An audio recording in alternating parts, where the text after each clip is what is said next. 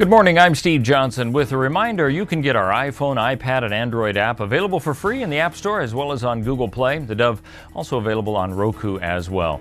In the news today, multiple large blasts have rocked Kenya's Westgate Mall where a hostage siege occurred over the weekend. An interior minister says that 2 militants have been shot in a military operation. They're also reporting there are few, if any, hostages left inside. He adds the interior minister says the evacuation of hostages has gone very, very well. And they say 62 people have died since the siege at the mall began on Saturday. The militant group that's claimed responsibility for the attack says hostage takers have been ordered to take punitive action against the hostages if force is used to try to rescue them. A wing of the Taliban, the Pakistani Taliban, claiming responsibility now for the deadliest attack ever on Pakistan's Christian minority. Officials say 81 people were killed and over 140 wounded when a pair of suicide bombers blew themselves up outside a historic church in Peshawar over the weekend.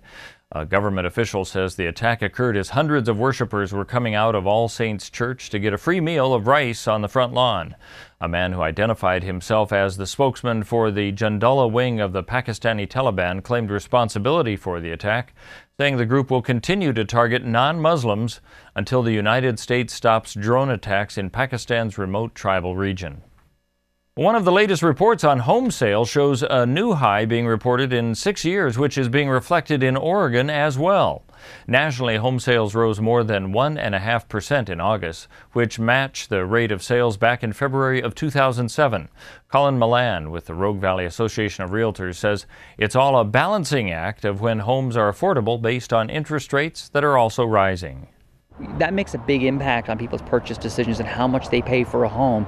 You're not just negotiating on sales price, but how you pay for that is typically with a mortgage. And so if that gets more expensive, it puts the pressure on the buyer in terms of what they can afford. They recognize this. They're trying to get in before the market turns altogether. And so it's rushing to get in before they increase too much or push something out of their range. Milan says that after home interest rates rise to around 5%, he's expecting them to stabilize there for the next couple of years. Archaeologists heading to Jacksonville next month. The main street will be part of a dig with Southern Oregon University as they look into the past of the old Chinese quarter of town. That section is thought to have been the earliest known area established in the 1850s in the state. And you, the public, invited to watch that excavation. That'll happen October 12th. Let's take a look at our weather scene, and it looks as if we still might have some wet weather around us. For Medford and Grants Pass, a high today of 69 degrees with rain continuing into tomorrow and Wednesday. High 63 on Wednesday, a high of only 60, or I should say 63 Tuesday, 60 on Wednesday. For the Klamath Falls area, partly sunny today with a high of 61, then rain coming back in as a possibility. Tomorrow, a high of 55, 50 on Wednesday. For the Brookings area, rain expected today, about a 60% chance with a high of 64. 62 the high tomorrow, 61 with rain expected on Wednesday as well. For the Port Orford and Coos Bay area, rain as well, 67 today, 63 tomorrow with an 80% chance, and then a 50% chance and 62 on Wednesday. And for Northern California and the Wairika area, partly sunny today, but some flurries of rain. High of 69 today, 62 on Tuesday, 57 on Wednesday with rain also a possibility. That's a look at news and weather right here on the Dove.